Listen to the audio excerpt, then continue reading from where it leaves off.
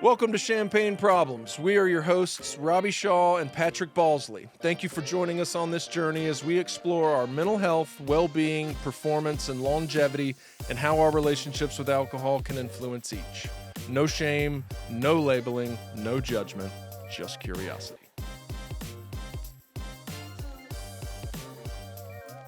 Welcome back, Curious Ones. Today we have a special episode for all you lovers out there. Claire Byrne, Heartbreak coach and founder of the program and podcast called Stop Wanting Him Back and Find Someone Better. Claire will be joining us to discuss not only her expertise in understanding and getting through heartbreak, but also her guidance around the influence alcohol can have in this process. Hey, we've all been through a breakup. We've all been hurt. It's no fun.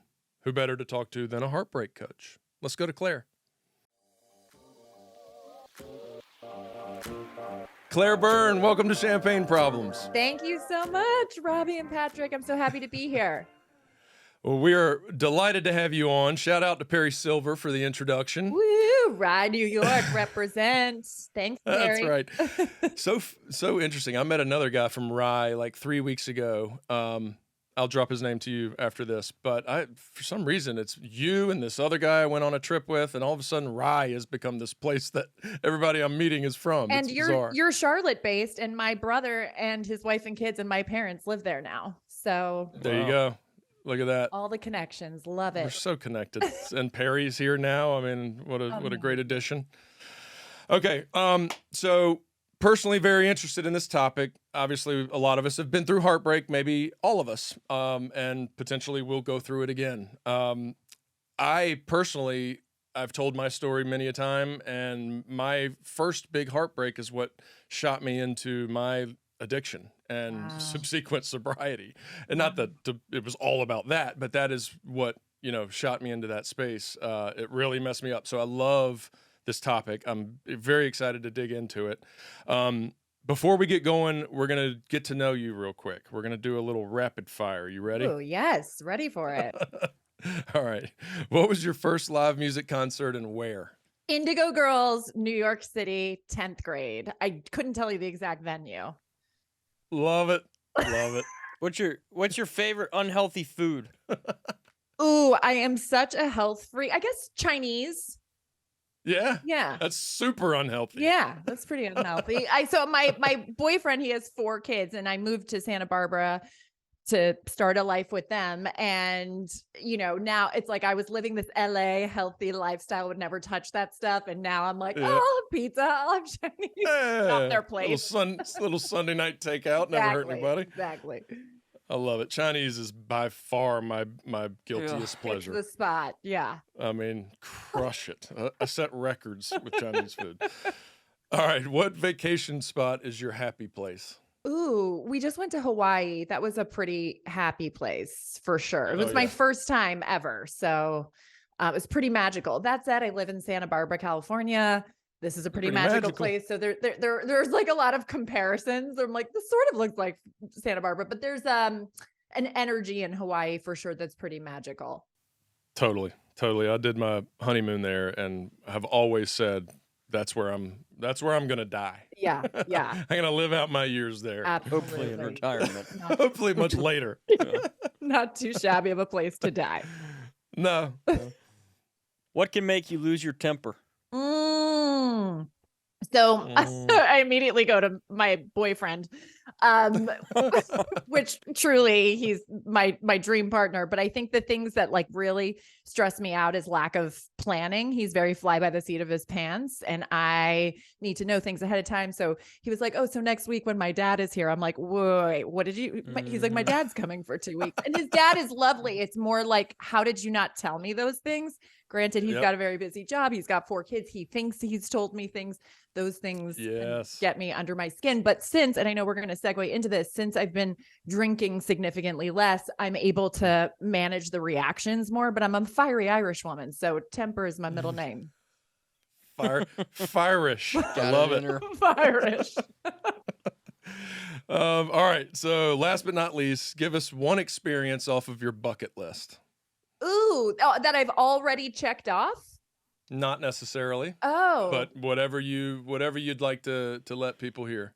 this is going to sound really basic. I'm from Ireland. I lived there as a kid. I spent 6 months in Dublin when I was studying abroad. All of our extended family is over there, but I really have not done Europe. I visited Italy when my friends were there. I've been to London a few times. Every time I go to Ireland, it's mostly about family. So I actually was just saying to my partner, I would love to just do a month or 6 weeks, like really getting to go to Spain and Italy and France and do all of that, which I've never had the time to do or really taken the time to do. Love it. Yeah. But again, it's kind of basic. I feel like everybody says that. I don't know. Some people are a little more extreme, like jump off of a building or stuff Nope, like that. not interested in that at all. No. Right. Right. All right. Cool. Well, now we know you. Let's dive in. Yeah. You ready? Sure, absolutely. All right. So I'm going to go out on a limb here and assume that you've had your own experience with some heartbreak that might have led to what you do. Just a little, Robbie, just a little. Just a touch. Not definitely a safe assumption, I guess. So would you mind giving us a little bit of that journey? Absolutely. So I'm 42 now, and I spent all of my 20s and half of my 30s mostly in New York City, and then LA a little bit back and forth in my late 20s, and then back again in my 30s pursuing acting. And so I really like to incorporate a lot of drama into my personal life as well. And, it was a lot of struggle, feast and famine lifestyle. Some years were really lucrative. Some years were creatively lucrative. And I was struggling in those areas for sure, but I really found that the most excruciating pain was when a relationship didn't work out. Mainly what I refer to as my rock bottom relationship at 29 and 30 years old with someone who I would describe to be a narcissistic sociopath, living double life, telling me I was absolutely crazy for thinking that he would ever go astray when he was actually going astray. Tangled web of lies, just the classic cliche case of terrible boyfriend. But just a real delight of a human being. Real delight of a human being. What's his name? Go ahead. I know. Get it out there now. I would love it. And he's still in showbiz, so you have no idea how much I would love to share it. But God. But we're gonna rise above anyway. Oh yes. I already forgotten about that asshole. And you know what I always say? It's like I, again, was raised Irish Catholic, not necessarily practicing today, but God bless my dad. He said once when I was just so down in the dumps, so devastated, could barely function, shell of a person physically, mentally, and emotionally. And my dad said, you know what I would do, Claire? I'd go to church and I'd light him a candle, because people who behave like that are hurting so much more than what you are. And I was like, you're a saint. Wise man. You're a saint, Peter Byrne, but also not going to do that. Thanks for the advice, but I'll let you go pray for him. Yeah. But to be fair, it is. I do agree, right? Someone who's going to behave that way is hurting way more than me. And he's like, he's getting into bed with another person to have a warm body in the bed, but you're grieving, you're feeling, right? And he's not doing that. And he said, as your dad, I hate to see you hurting, but I'm also glad to know that you're processing this. Healthy, right? Exactly. Right. But you guys, I had not been to therapy at that point in my life. I was interested in self-help books and self-development. I, was artsy fartsy lifestyle for sure, but I was in such a dark place and just really, this is going to sound very dramatic, but really lost my faith in humanity. I didn't know who to trust anymore. I mean, my parents were amazing. They were living in Rye. I was able to move back in with them. My dad came and got me in a snowstorm and helped me move out. And, there was so much support, but I thought I'm never going to open my heart up again to anyone. I can't believe that I fell for all of this. I knew him from the past as a friend, but I knew he was trouble. And really the most important, it's not really, and this is what I say to my clients all the time, this is not about what he did, even though what he did was so horrific and really a Lifetime movie couldn't make the stuff up. And we don't have enough time to get into the ridiculousness. And now myself and the other woman are friends. I went to her wedding. We pieced all the parts back together. And, every hunch that I had and she had was right. But he told both of us that we were crazy and triangulated each other against each other and all of that. But most importantly, it was like, what is this reaction that I'm having? Because I could barely function. At that point, I was already teaching yoga. So again, I was definitely on a soul searching journey, and I loved yoga both as a physical practice and a spiritual practice, but it like took everything in me to just show up for a class where I was making $35 an hour to just like put a smile on my face and say, you know, the light within me honors and recognizes the light within you. And I really wanted to just die. Exactly. Right.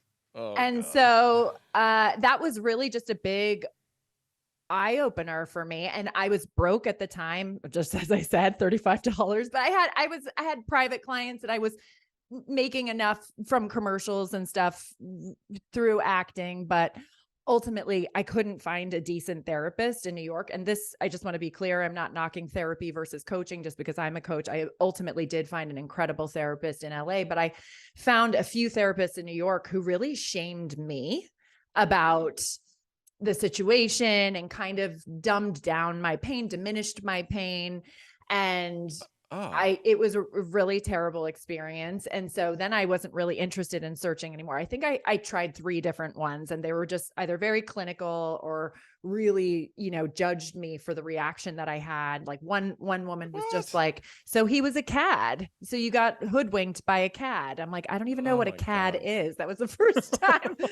Jesus. But then let's out those people. I know, it's terrible. That's not good terrible. at all. And so that's unfortunate. That's a big component of the work that I do now. Is I'm a tough love coach. I identify as someone who's tough and like, let's get to it. But there's still space first for the compassion of the pain that you're moving through. But then it's like, okay, do you want to be the victim of your story, or do you want to be the heroine of your story? And you are justifiably the victim if you've been a victim of narcissistic abuse, but do you want to carry that story with you into your next relationship or on your dating journey where you're like waiting for the next shoe to drop? So went back to LA, as I said, found an amazing therapist. That's where I really found the component. Even though I was already a yoga teacher, this idea of mindfulness, compassion was very different than what I experienced with yoga. It's just sit with it and allow it and be with it, which is so important. Where are you storing the emotional pain in your body? But can you be mindful with the thoughts and allow those thoughts and have compassion for yourself for having those thoughts? That was such a game changer for me. And then, you know, I was always just a soul searcher looking for the next thing to kind of keep healing and growing. Even though I felt like I was really healing my heart over that rock bottom relationship, I still was attracting unavailable men. They were never as terrible as he was, but I still, you know, didn't know how to discern what unavailability was versus availability. Ultimately, I discovered coaching. I became a life coach for women, just like a general life coach. Got my heart broken one more time in 2017. And I know you said we can't avoid heartbreak for the rest of our lives, but I hope this is the last romantic heartbreak. I'm pretty solid with Larry, my partner now. He's a dream, but that 2017 breakup was next level eye opener for me. It was very heartbreaking, but I was a coach at the time, and I'm like, wait, I know how to heal this pain. I know how to move through this differently. I decided I wanted to look up heartbreak coaching just to see. And there was no one in 2017 where like the name jumped out, heartbreak coach. And it just hit me right there. I need to do something with this because I know I'm not alone. I was in LA and New York. I had lots of single friends going through the same shit. And I decided to create a healing heartbreak process, talk about really leaning into enjoying yourself as a single woman, regardless of the age that you are, that there shouldn't be shame attached to being single in your 30s or in your 40s. And then ultimately, once I was moving and grooving and happy in my life and feeling healed and pretty whole, which again, not perfectly healed, perfectly whole, right? There's always stuff to work on and heal. Yeah, exactly. And then I was like, I'm ready to find my person. And I truly created a process to call in love because I was so done with looking outside of myself for the answers. And I was like, wait, I know how to do this. And then called my partner, Larry, into my life 3.5 years ago. And here we are. That was a long answer. Sorry, but that was a journey. All right, I got about 75,000 questions now. Go for it, Patrick. No. No, I mean, One of the things that I always like to think about, and you touched on it a little bit in terms of attracting, emotionally unavailable people into our lives. Can we dive into that a little bit Absolutely. and kind of talk about what that process looks like and what it is that's happening within us that attracts us to people that aren't available? You know, that's the big mystery. What's happening inside of us when we're attracting unavailable people and when we're drawn to unavailable people, right? And there's so many different theories, right? Childhood and what kind of bond did you have with your dad Yeah. or your mom and all of that, which I think that Yes. there's a lot of validity to that. And then I think that there are your soul contracts, right? I do believe in the spiritual realm of Mm-hmm. that, people really coming in your life as a teacher. And are you going to rise to the occasion to clock the unavailability and leave? And I think that that really is a big difference between therapy and coaching. I don't really focus on the why, even though the why is valid. I'm just saying specifically for my Yeah. work. Yeah. It's more like this is happening and I'm really drawn to this person. Maybe there's a chemical pull, or there's just this thing you can't put words to. I can't even put words to what I'm saying. Right. No, we got it. We That. understand. Yeah. Right. But are you paying attention to see if this person is available? And even if you are pulled to them, are you willing to walk away when you can tell for sure that they're unavailable? And that will take, I always say, you can find out in 2 months whether this person is available or not. Not 2 months, you can Yeah. figure out if this person is your partner for life. Right. But I don't think and I say this to my clients all the time, I don't think it's a problem that you're drawn to unavailability. I think it's a problem that you keep saying yes to unavailability when you Yeah. keep writing on the Yeah. wall and you keep painting green over red flags. So explain what unavailability is, not just in the sense that they are potentially in another relationship, but unavailable emotionally Absolutely. and that kind. Yeah. Yeah, So, I actually think the unavailability, because they're emotionally unavailable, even though they're technically available on paper, they're not in a relationship with someone else. Right. I actually think that's harder, right? It's so much easier when it's like, okay, well, you're in another relationship or you've been Yeah. cheating. That's still Totally. very painful. But I do think it's like what makes, and I'm just speaking in heteronormative terms here. I'm a woman. I Yep. coach mostly women, straight women. I'm open to, I do coach gay women but I don't coach men. Sorry. Not sorry. All good. I have, but anyway, so forgive me, anyone listening, just for the convenience sake of he versus she. But, Sure. I do think women tend to justify staying if he's single and don't pay attention to the fact that he doesn't want to make a plan in advance. He doesn't want to introduce you to his friends. He kind of shuts down maybe after sex and you're just like, hey, what's happening here? Any kind of conversation about what you're looking for in a relationship, it's very surface. Or it could go the opposite. Oh my God, I'm so into you. You're so amazing. Yes, let's make all these future plans. It could be hot, hot, hot, or a little shut off and disconnected. And also, blowing up your phone for the hot, hot, hot all day, every day. And then all of a sudden, wait, where did this person go? And you think, oh my God, we've been so deeply connected. And I'm like sitting over here thinking, you've known him for 1 month and you think you know him really, really well because he's blowing up your phone all day, every day, which I don't think is healthy. I don't think is normal. I think going at a slower pace and also continuing to date other people so that you're not locking yourself in with this one person just because of the immediate draw and attraction. As I always said, by the time I met Larry at 38, I was no spring chicken and I was going to keep swiping, even though I was really drawn to him because I didn't have enough information yet. And it takes time to get to know somebody. So when someone wants to go hot, hot, hot, hot, hot, I'm like, wait, he should not be talking about future plans. He should not be planning 3, 4, 5 dates in advance with you. He should not be blowing up your phone. And you should not be making yourself so available just because he wants to call you every day. Like he's not your boyfriend yet. So, Right. I'm giving you a few examples, but really Yeah. you have to just experience it when you're in it. And then there's something to be said about listening to your gut. Does this person feel like he's, walking the walk and his actions are lining up with his words? Yes. Well, so my mind goes to, often we deal in extremes, and when you shared your journey, your big rock bottom heartbreak was pretty extreme, and not in the sense of your experience that as well, but him being a narcissist, being a sociopath, being a cheater, being a liar, no morals, no character, all that stuff. That's not par for the course. That's pretty extreme. So when you're coaching, when you're working with people on how to find Mr. Right, Mr. The one. Wrong, right.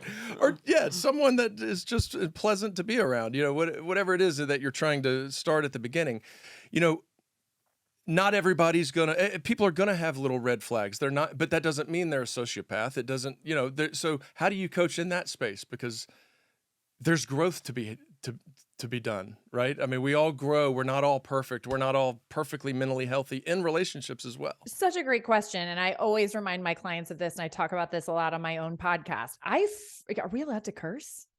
Oh yeah. Fuck yeah. Yeah.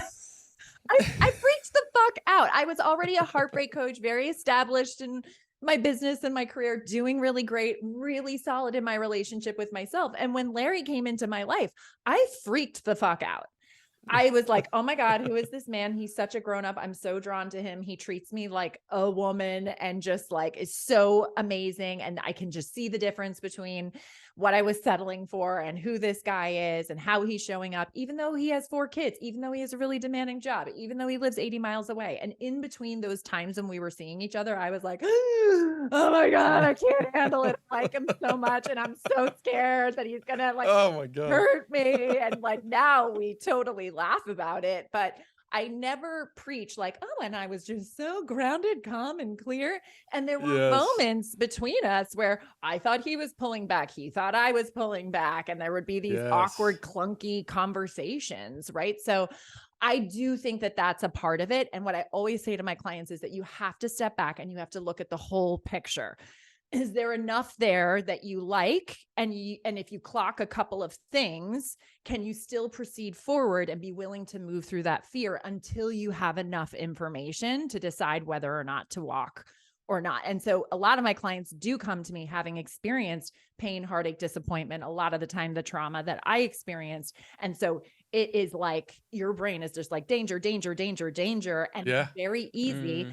Perfect example, I have a group coaching program, and a woman in the group, she's newly dating someone. She really likes him. He's got some stuff and nothing against him, but like, dealing with, alimony stuff with the ex and custody stuff. And, just he was very clear with her and said, I'm interested in you. I do need to take things slowly because I'm being transparent with you that there's like this stuff going on. And she's like, oh yeah. I'm fine with that.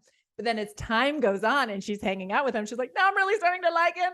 And I didn't hear from him for a couple of days and I'm freaking out. And he warned me of this. He told me he was going to do it. Yeah. And I was like, he said he wants to take things slowly. Just like check yourself. And what she wanted to do was like, say something to him when he did reach out, like, hey, stranger. And I'm like, he's not a stranger. You're newly dating. Right. And so it's like, my job is to just check them for where they're at. She was 5 dates in. It's going really well, but he's got other stuff. She didn't hear from him for a couple of days. We don't love that, but keep moving forward. He hasn't given you a reason to bounce yet. And he hasn't given you a reason to think that he's been a stranger if he disappeared for 2 days. Sure enough, he circles back and he's like, I'm sorry, I've been MIA. Like more shit hit the fan. And he's like, and I'm really looking forward to seeing you on Friday. And she was like, I'm so glad I didn't say anything. Right. So it's like, but she could have said something and maybe that was like annoying to him, but you can't say the wrong thing to the right person, right? Like if she did make that like, hey, stranger, he could have been like, hey, sorry. Or he could have been like, who the fuck are you? We don't know. But my job as their coach is to help them stay in their own lane and manage their freakouts and not make their freakouts the other person's problem, especially when we're in early stages of the dating journey with that person. But you're going to fuck up. You're going to say the wrong thing. You're going to overreact. And I remember the first time that, again, I mean, you won't be surprised. I had a few drinks in me and I like totally had an overreaction to something that irritated me. But I knew that if I didn't have a few drinks in me, I would have handled that so much better. And I remember waking up the next morning and I'm like, this is the part where he tells me I should leave, just like waiting for it. And I was like, I'm feeling so much shame about what happened. And he was like, who cares? We had a fight. You were drinking, I was drinking, and here we are. And I'm like, oh my God, I don't know what to do. I love you even more. Right? Because you're evaluating the whole person before writing them off completely. Got it.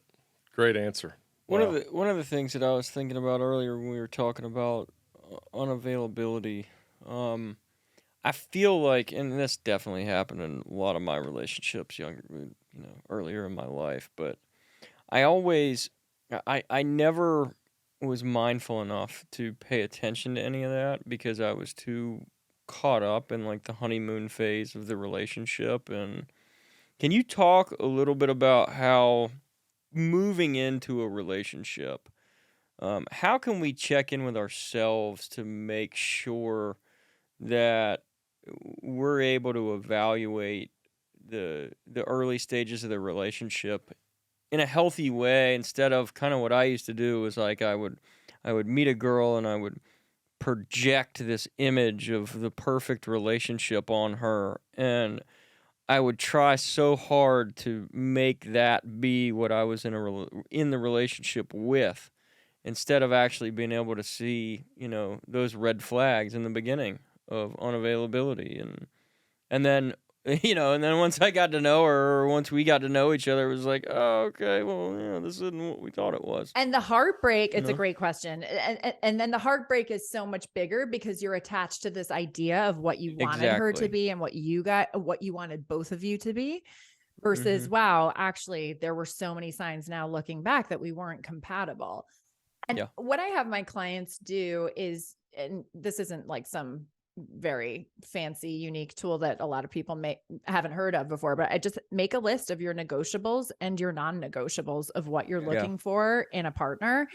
And that being said, I was not like, oh, I'm really looking for someone who has 4 children and lives 80 miles away. Right. Like, it doesn't have to be so nitty gritty, but the core values of the kind of partnership I wanted to be in were, super clear to me, right? Like someone who cares about family, who wants, the weekends to be about each other, like little things like that are routines. I said on my Bumble profile, I go to bed at a grandma bedtime. Like I go to bed super early, like no surprises. You're not going to find me at the club on Sunday brunch, like hungover on Monday. Like that's just not me. And especially in LA, there's just different types of lifestyles that people, have. And I wanted to be really clear about mine and just, what are your 5 love languages, or what are your top love languages out of the 5 love languages? How do you want to operate? I think a really important aspect for me was Larry he's a lawyer, but he was so interested in me as a coach. He was very interested in my family. He was very interested in my friends. I said something on my profile about, I have 2 older brothers. I'm the only girl. I've never had a sister. I always wanted a sister. And so I made a point, and he was like, tell me about your friends. Who are your friends? Like, I really felt like he was so interested in me and I was so interested in him. It's like really just going to the basics outside of the chemistry and the passion. And also I really appreciated, it's like the little things that became so much bigger for me. And I always say, once you've been heartbroken, but then when you find your ideal relationship, you think the littlest things that they do are the most amazing things. Like Larry prepared like soup in a sandwich for me one day. And I was so stressed. I was building my whole course and I was so stressed out. And I'm like, I don't think any man has ever done this for me before. He was like, wow, my bar is set real low, but just like really feeling like, does this person see me? Are they hearing me? Are they interested? Do I appreciate the questions that they're asking me? He's got a very full life. As I said, I felt like on the time that he did have available, it was clear that I was his priority in his limited free time. Those are the things that are important to me. You have to get clear on what your values are and the way that you two are operating.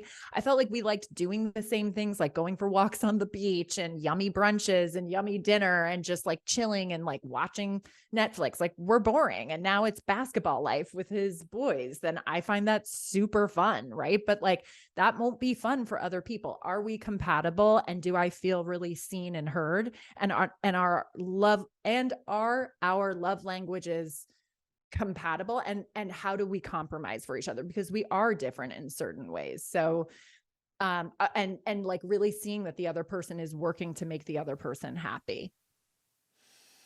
Love it. So I want to go a little bit back to heartbreak Yeah. and almost in an educational sense.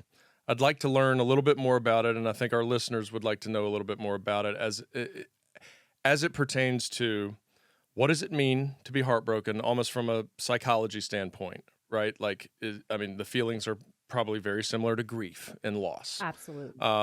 What are factors that influence the intensity of heartbreak? There's codependency stuff, like you mentioned before. There's family dynamics. There's family systems, like personality characteristics, even mental health states, disorders, whatever may be going on. I assume all those are kind of factors into the intensity of a heartbreak.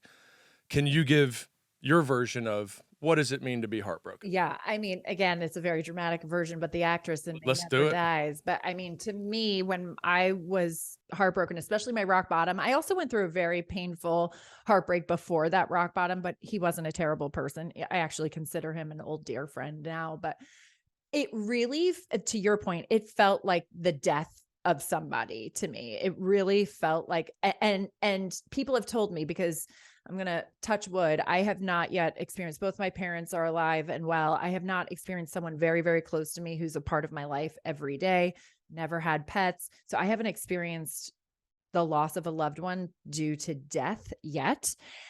But people who have experienced that have told me that actually the grief, and again, it's different for everybody, but the grief of losing someone when they're still walking the earth and you're not a part of their life is actually next level painful. I think, and I'm going to speak for like my clients and me, because I tend to attract the people that are experiencing and feeling what I was feeling in my heartbreak, was just like, if he doesn't love me, then I'm not lovable, right? Like the beliefs, right? Like I'm not worthy of love. What's wrong with me? There must be something wrong with me. I even went down. I mean, but also to just add, we can talk about how terrible my rock bottom ex was, but I always say it was the lack of love that I had for myself that I didn't even realize that attracted him into my life, so that I could see the mirror reflection of how the way he was treating me was actually in so many ways how I was treating myself physically, mentally, and emotionally, always berating myself as an actress. I'm not talented enough. I'm not pretty enough. I'm not thin enough,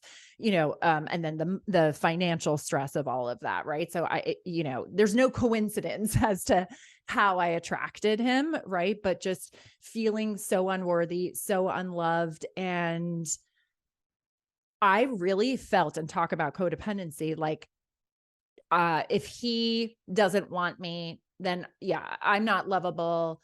But also, what is it that I'm trying to say? That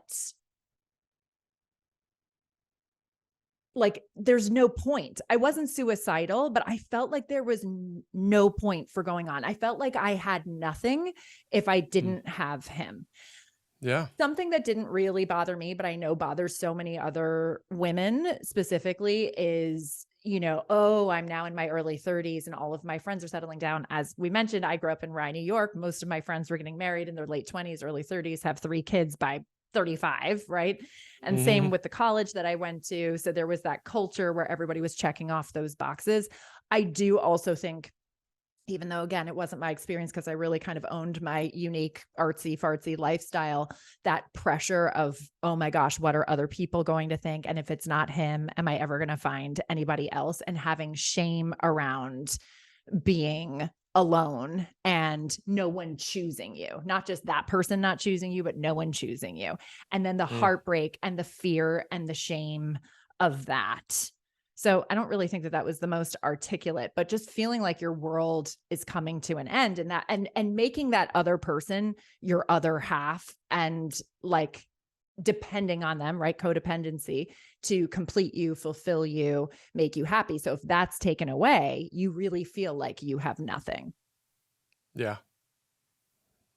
Intense. Yeah, it is intense. And so, but with that, really healthy, beautiful relationship with my partner, Larry. But I also always say, if he left me tomorrow, I would also feel the same way. I think the difference is that I know I'm an incredible partner to him and I know my worth, and I would be so devastated if he left me tomorrow, but I could really make peace with there's nothing I would have done differently. Like, he's seen my ugly side, but I've seen his ugly side, right? So Yeah. it doesn't mean, to your point, what you said at the beginning, Robbie, it doesn't mean that you're, immune to heartbreak once you've healed some heartbreak, right? If he left me tomorrow, I'd be devastated. It would take me a really long time to recover and I'd have to move through my whole process. But I think the difference would be, okay, but I'm still worthy. I'm still lovable. And, I hate to say that, like, that bitter Betty kind of his loss, but I genuinely would think like his loss, because I'm so confident in the partner that I am to him. And we operate on a much higher conscious level than I ever have with any of my other partners. But it also makes me the most confident that I'm 100% sure he's my person for the rest of my life. Yeah.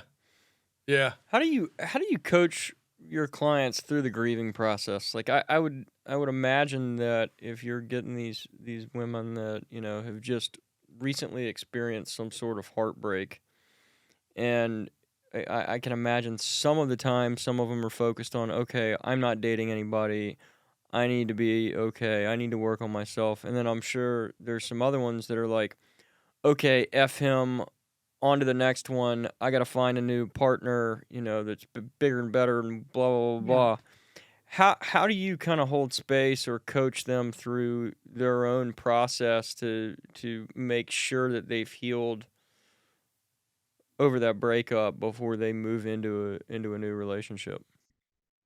What so many of them forget is to give themselves permission to grieve. They often come to me and they're just like, fix this so I don't hurt anymore. And you do not get to bypass the grief. And that's going to look different for everybody. For me, I wanted to just be in bed and cry and not function outside of the responsibilities that I had and just let it out. But at that time, I didn't know that that was okay to do. I judged it, and my Irish Catholic parents, God bless them, they'd be like, come on, get out of bed. Like, encouraging me and rallying for me to get on Have with a drink. my life. Yeah. Oh, you have no idea. When I first came home, when my dad picked me up in the snow, my mom came in with a glass of wine.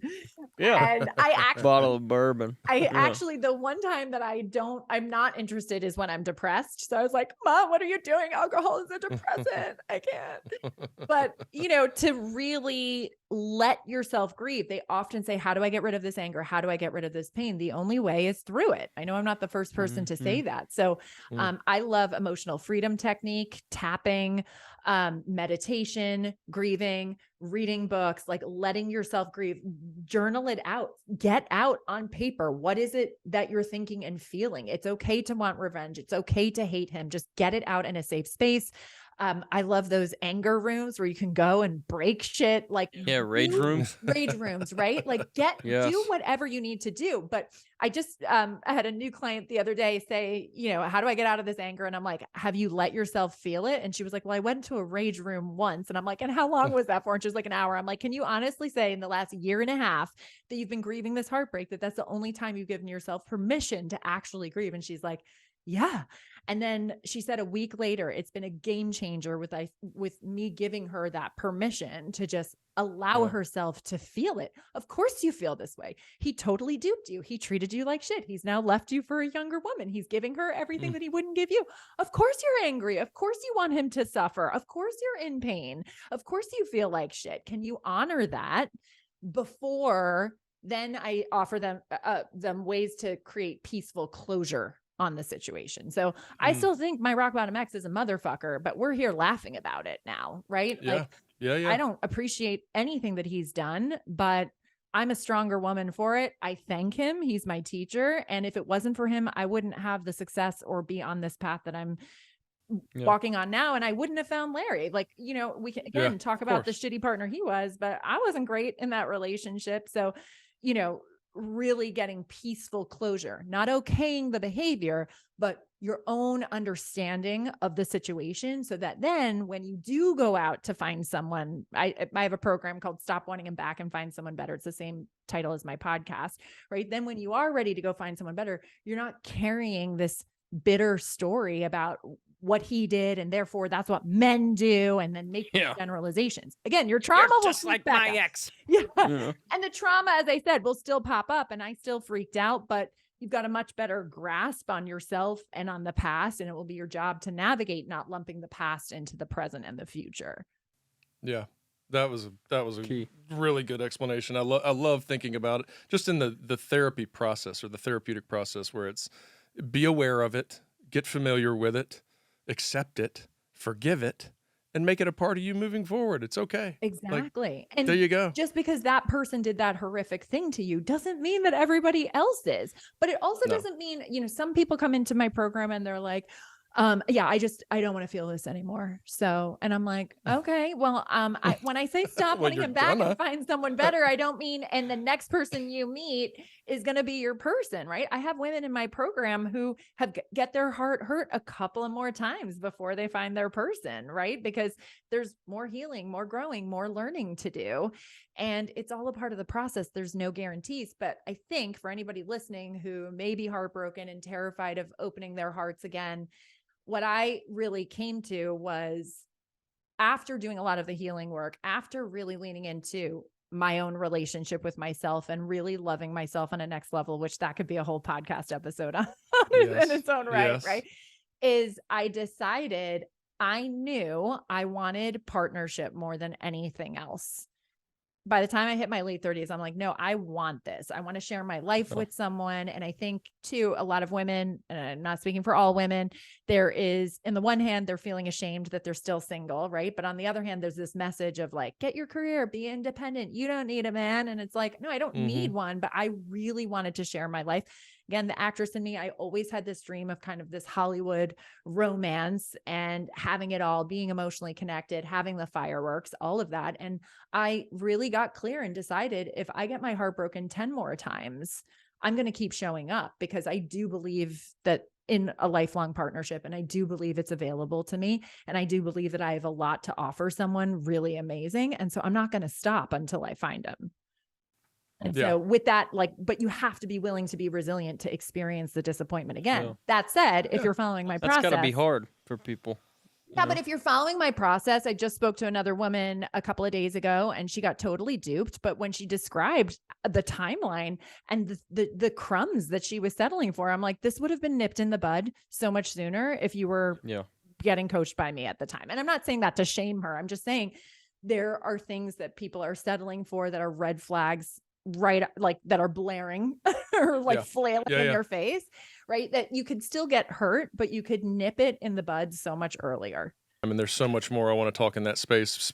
I'm just going to say it, but specifically vulnerability. That's just, I mean, I know that you could probably go on and on and on about vulnerability, but we don't have time. And what I want to do is jump into the alcohol topic, just in the spirit of our mission. I have seen that you had a self challenge, or whatever you want to call it, from January, February, and even into now, and that was a removing or a decrease of alcohol. Can you share a little bit about that? There is a part of me that wants to combine this with what you do as a profession. I'm not sure we have enough time, so let's first go with your journey with the decrease in alcohol first. So 100% Irish, you're either going to be an alcoholic who can't handle it, or I can handle a lot of it. And when I say a lot, for me personally, I just have the habit, or had, I should say, this is my new self talking now. Yeah, it is. Probably 5 nights a week, having 2 drinks a night. So 10, I would say on average, 8 to 12 drinks a week. That would be, if I could do that regularly, that would be amazing, if it didn't have such a negative impact. And it's a sneaky impact. I'm irritable and more sensitive and more anxious. And, I'm now in my early 40s. My body just is not processing it the same. So it's puffier, my skin. And I knew that I was just being really reactive, but I've done this for years, the typical dry January. And then I'm going to segue into just allotting myself 4 drinks a week. And it always sneaks back up. And I just decided, I don't know if it was just the fact that, and I just turned 42 in February. I don't have a thing about I'm getting old. Like I feel like I'm happier than I've ever been. But, looking at, your health changes, your body changes, hormones and all of that stuff. I just started I'm just thinking more about like making sure I'm taking the best care of myself and wanting to feel good and less anxious and less irritable. And Larry would like that too. And so I just decided, Yeah.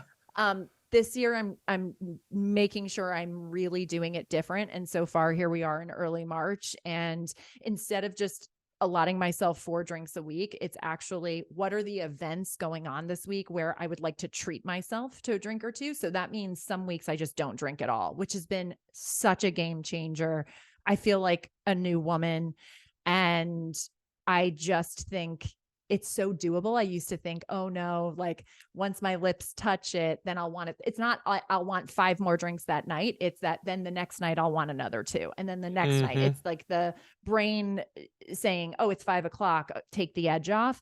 And another reason that I'm not allowed to drink anymore, it's my own rule for myself, is I don't get to drink to just take the edge off. I'm only drinking for celebratory purposes, like because I'm going to a wedding. Or Larry and I went to see a comedian, one of my favorite comedians ever down in LA. Her name is Caitlin Riley, Caitlin. You got to follow her on Instagram and TikTok. She does incredible impressions. And so she was doing a show down in LA. So we went down on Monday night, met up with some friends for dinner. And so like I had my planned drinks that night because it was fun, not, oh my God, I'm just so stressed and so tired. Let's have a drink. I think also I fell into a pattern with Larry because he has his kids 50% of the time. So if we didn't have the weekend together and I'd come back on Monday and it's just the 2 of us, be like, oh, we haven't seen each other alone. So Monday night, let's have a couple of drinks. And I'm like, no, we're not doing that anymore. Or I'm not doing that anymore. So it feels amazing. And I'm still vigilant about it. I'm not getting too confident because I think in the past I got too confident with like, oh, now this is what I do. So I'm like taking it one day at a time with mindful drinking. There you go. I love it.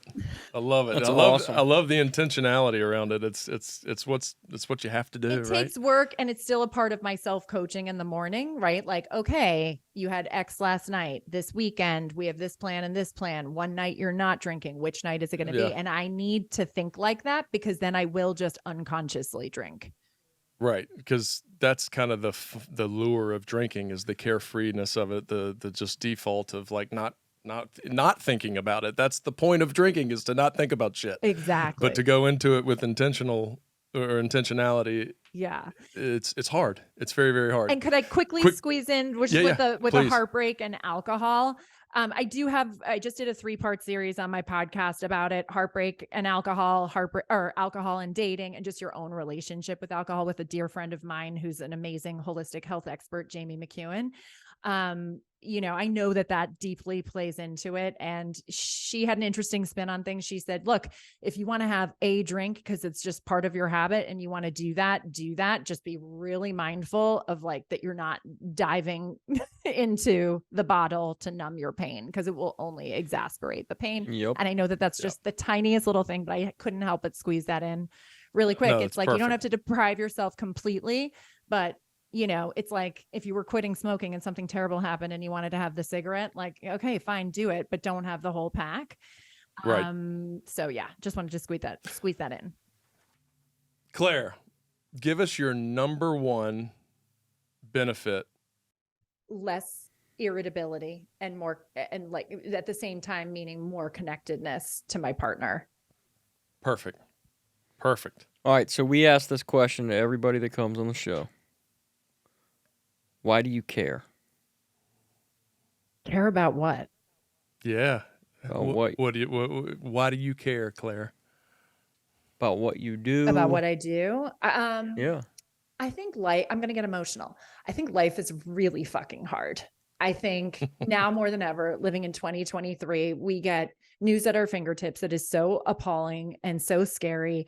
I think everything's just moving so fast paced. I think just in the dating world, people are treated like objects, like on the apps. It's like, oh, I could go out on a date with this person, but oh, I could also just swipe and see what's better. It's like everything's just going so fast, and it's just so easy to just not stop and pause and breathe and look at like what exactly is around you and what exactly it is that you want. But like pain is unavoidable. So I just feel so strongly about learning how to navigate it in a conscious way so that we can live our best, strongest, healthiest lives mentally, physically, spiritually, emotionally, because if we don't have that, that's how alcohol abuse, addiction, suicide, self-harm, broken relationships, all of that fall apart, that there really is a way. But I think now, especially because life is so fast paced, it's so easy to numb out on social media, numb out on alcohol, numb out on sex, rebound to the next person, and not just feel our feelings and process our feelings, which will only allow us to live better, longer, happier, healthier lives. Amen. Claire Byrne, you're a saint. Peter Byrne, my dad is a saint, not me. Peter Byrne's a saint as well. If you could Thanks, help Peter. if you could help us get Peter on the show, we'd Yeah. be very Hey, grateful for that. He was the grand marshal in the last St. Patrick's Day parade before the pandemic. Oh my God. And so, Love yeah, but he would be on to tell you why alcohol is a great thing. Yeah. We can balance it out. We with can do that that's for conversation. Sure. Well, Claire, thank you so much. We love your fire-ish characteristics. This has been an absolute delight. Thank you for coming on. This is perfect. Yeah. Such a blast. Thank you. The information and opinions shared on this podcast are solely those of the host and guests and are not a substitute for medical advice. If you feel like you may need professional help, here are some resources. Visit Patrick Balsley's practice, saunacounseling.com, Robbie Shaw's practice, eventiderecovery.com, or visit theblanchardinstitute.com.